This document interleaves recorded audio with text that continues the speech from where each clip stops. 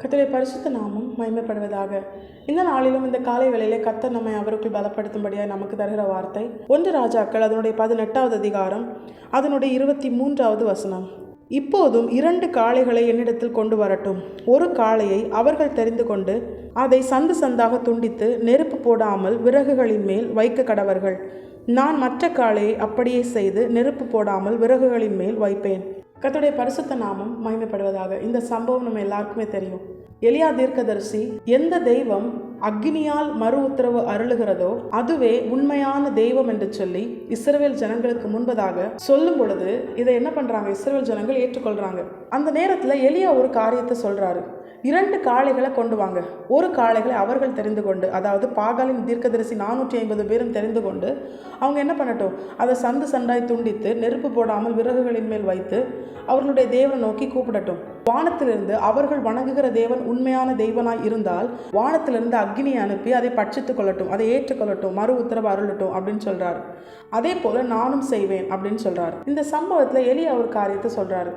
2 காளைகளை கொண்டு வரட்டும், ஒன்றை அவர்கள் தெரிந்து கொள்ளட்டும், அவர்கள் தெரிந்து கொண்ட பிற்பாடு மீதமா இருக்கிற ஒன்றை நான் எடுத்துக்கொள்கிறேன் அப்படின்னு சொல்லி என்ன பண்றார்? எலியா சொல்றார். இந்த ஒரு சம்பவத்திலிருந்து தேவன் தேவஜனங்களாகி நமக்கு ஒரு முக்கியமான காரியத்தை வெளிப்படுத்துகிறார். 2 காளைகளை கொண்டு வர சொல்றாரு, ஒன்றை அவர்கள் தெரிந்து கொள்ளட்டும் அப்படின்னு சொல்றாரு. எந்த ஒரு காரியத்திலையுமே யார் ஒரு விஷயத்த சொல்றாங்களோ, யார் பிளான் பண்றாங்களோ அவங்க தான் என்ன பண்ணுவாங்க? ஃபர்ஸ்ட் எந்த ஒரு காரியத்தையும் சூஸ் பண்றதுக்கு அவங்க தான் அதுல முக்கியத்துவம் கொடுப்பாங்க. மற்றவர்களும் அவர்களை தான் முக்கியத்துவம் படுத்துவாங்க. ஏன்னா அவங்க தான் பிளான் போட்டாங்க. அப்போ இந்த காரியங்களை அவங்க சொல்லி அவங்க அரேஞ்ச் பண்ணதுனால அந்த காரியத்தில் ஒரு முக்கியத்துவம் அவங்க எடுத்து அவங்க என்ன பண்ணுவாங்க? அவங்க தான் ஃபஸ்ட்டு அந்த ப்ரையாரிட்டி அவங்க தான் அதை செலக்ட் பண்ணுவாங்க. எந்த ஒரு காரியத்தையும் தனக்குரியதை அவங்க முதலாவது செலக்ட் பண்ணுவாங்க. யாரும் அதை கேட்க முடியாது. ஏன்னா அந்த காரியத்தை சொன்னதே அவங்க தான். ஆனால் அந்த இடத்துல எலியா என்ன சொல்கிறாரு? 2 காளைகளில் அவங்க ஒரு காளையை தெரிந்து கொள்ளட்டும் அப்படின்னு சொல்கிறாரு. இதுதான் தேவ பிள்ளைகளாகிய நம்மிடத்தில் வெளிப்பட வேண்டிய ஒரு பிரதானமான சுபாவம். ஏன் எலியாவே நீங்கள் எப்படி சொல்கிறீங்க? 2 காளையில் நீங்கள் தானே இந்த பிளான் சொல்கிறீங்க, அந்த மொத்த காரியத்தை நீங்கள் தானே பிளான் பண்ணுறீங்க. அப்போ நீங்கள் அந்த 2 காளையில் எது பெஸ்ட்டோ அதை நீங்கள் முதல்ல தெரிந்து கொள்ளலாமே அப்படின்னு சொல்லி எலியா கிட்ட கேட்டோம்னா, எலியாவை கொண்டு தேவன் நமக்கு கற்றுத்தருகிறது என்ன தெரியுமா? எலியாவுக்கு தெரியும் தேவன் எந்த ஒரு காரியத்தை எலியாவுக்காக தெரிந்து கொண்டு வைத்திருக்கிறாரோ அதன் மேல் கை போட, அதை தெரிந்து கொள்ள யாராலும் முடியாது. இதுதான் நமக்கும் தேவன் கற்றுத்தருகிற ஒரு பிரதானமான காரியம். ரெண்டு காரியம் தான் இருக்குது, 2 பொருள் தான் இருக்குது. அவங்க ஃபஸ்ட்டு வந்து அவங்க எடுத்துருவாங்க, இல்லை அவங்களுக்கு தான் அந்த இடத்துல ப்ரையாரிட்டி, அவங்க தான் முதல்ல செலக்ட் பண்ணுவாங்க, நல்லதெல்லாம் அவங்க எடுத்துருவாங்க அப்படின்னு சொல்லி தேவ பிள்ளைகள் என்ன பண்ணக்கூடாது?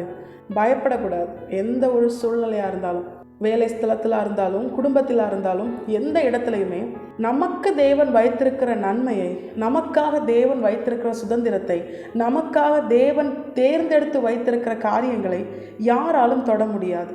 இந்த ஒரு நம்பிக்கை, இந்த ஒரு விசுவாசம் கர்த்தர் பேரில் எலியாவுக்கு இருந்ததுனால தான் 2 காளையை கொண்டு வாங்க, எனக்கென தேவன் ஒரு காளையை நியமித்து வைத்திருப்பார். நான் கர்த்தருக்கு பலி செலுத்தும்படியார், கர்த்தர் சுகந்த வாசனையை ஏற்றுக்கொள்ளும்படியார் தேவன் ஒன்றை தெரிந்தெடுத்து வைத்திருப்பார். அந்த காளையை உங்களால் என்ன பண்ண முடியாது? அந்த காளையை உங்களால் தொட முடியாது, அந்த காளையை உங்களால் தெரிந்து கொள்ள முடியாது. கர்த்தர் தேவ ஜனங்களுக்கென வைத்திருக்கிற சுதந்திரத்தை, கர்த்தர் தேவ ஜனங்களுக்கென வைத்திருக்கிற ஆசீர்வாதத்தை தொடவோ அதை பறித்து கொள்ளவோ யாராலும் முடியாது. யோசேப்புக்கென தேவன் வைத்திருந்த ஸ்தானத்தை யோசேப்புக்கு தான் கொடுத்தார். இந்த வசனத்தை கொண்டு இந்த இன்சிடென்ட்டோடு அதை சம்பந்தப்படுத்தி பார்க்கும்போது பார்வோன் என்ன சொல்வார் தெரியுமா? இவரை போல தேவர்களுடைய ஆவியை பெற்றவரும் ஞானம் உள்ளவனும் இந்த இடத்துல யாருமே இல்லையே அப்படின்னு சொல்வார். இப்போ தேவன் யோசேப்புக்கென வைத்திருந்த ஸ்தானத்தில் யோசேப்பை அமர்த்தும்படியால் யோசேப்புக்கு ஈக்குவலாக அங்கே யாரையுமே வைக்கல. நம்முடைய வாழ்க்கையில் அப்படி தான். நமக்கென தேவன் வைத்திருக்கிற ஸ்தானம், நமக்கென தேவன் வைத்திருக்கிற ஆசீர்வாதம், நமக்கென தேவன் வைத்திருக்கிற வாக்குத்தத்தம், நமக்கென தேவன் வைத்திருக்கிற மேன்மைகள், நன்மைகள், அதை யாராலும் பறித்து கொள்ள முடியாது. எத்தனை பேருக்கு அங்கே ப்ரையாரிட்டி இருக்கட்டும், எத்தனை பேர் அங்கே முதன்மை ஸ்தானத்தில் முக்கியத்துவப்படுத்தப்பட்டவர்களாக இருக்கட்டும், நமக்கென வைத்திருக்கிற காரியங்களை தொடவோ அதை குறித்து நினைக்க கூட அவர்களுக்கு தேவன் என்ன பண்ண மாட்டார்? அனுமதி கொடுக்க மாட்டார். உலக தோற்றத்திற்கு முன்பதாகவே தேவ ஜனங்களுக்கென தேவன் ஆயத்தம் பண்ணி வைத்திருக்கிறதை ஒரு கண்ணும் காணவும் இல்லை, ஒருவரும் செவியால் கேட்டு உணரவும் இல்லை, ஒருவருடைய இருதயத்திலும் அது தோன்றவும் இல்லை. அப்படி தேவன் தேவ ஜனங்களுக்கென வைத்திருக்கிற நன்மைகளை பத்திரப்படுத்தி வைத்திருக்கிறார். இதை நாம் புரிந்து கொள்ள வேண்டும்.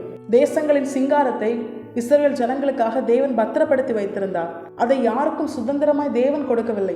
ஏன்னா தேவன் இஸ்ரவேல் ஜனங்களுக்கென சுதந்திரமாய் வைத்திருந்தார். நமக்கென தேவன் வைத்திருக்கிற நன்மையை சில நேரங்களில் மற்ற ஜனங்களை வைத்து தேவன் பாதுகாப்பார், அதற்கு அனுமதிப்பார். ஆனால் நம்முடைய நன்மையை யாருடைய கரத்திலும் தேவன் விட்டு கொடுக்க மாட்டார். இந்த ஒரு எண்ணம் தேவ ஜனங்களாகிய நம்முடைய வாழ்க்கையில் நமக்கு இருக்கணும். நிச்சயமாய் நமக்கென தேவன் வைத்திருக்கிறதை யாரும் பறித்து கொள்ள முடியாது. அதனால் நம்ம கவலைப்படக்கூடாது. ஐயோ, அவங்க இருக்கிறாங்களே, இவங்களால என்னுடைய நன்மை கெட்டுருமோ, இவங்க என்னுடைய நன்மையை எடுத்துக்கொள்வாங்களோ, பறித்து கொள்வாங்களோ, அவங்க நன்மையானதை செலக்ட் பண்ணிட்டாங்களே அப்படின்னு சொல்லி நம்ம என்ன பண்ணக்கூடாது. எந்த ஒரு காரியத்திற்காகவும் தேவஜனங்களாகிய நாம் சோர்ந்து போகக்கூடாது. நமக்குரியதை தேவன் யார் கரத்திலும் கொடுக்க மாட்டார். 7 பேர் இருந்தாலும் தாவீதிற்காக ஆயத்தம் பண்ணப்பட்ட அபிஷேக தைலம் தாவீதின் தலையில் தான் அது ஊற்றப்பட்டது. அவன் வனாந்திரத்தில் இருந்தாலும் மற்றவங்களாம் வீட்டில் சாமுவேலுக்கு முன்னாடி இருந்தாங்க. ஆனால் கர்த்தர் தெரிந்து கொண்ட ஸ்தானத்திற்கு எல்லாரையும் தள்ளி ஆண்டவர் என்ன பண்ணாரு, தாவீதை அந்த ஸ்தானத்திலே கொண்டு வந்து சேர்த்தார். இந்த எண்ணம் தேவஜனங்களாகிய நமக்கு இருந்ததுன்னா யார் மேலேயும் பொறாமை வராது, யார் மேலேயும் கோபம் வராது.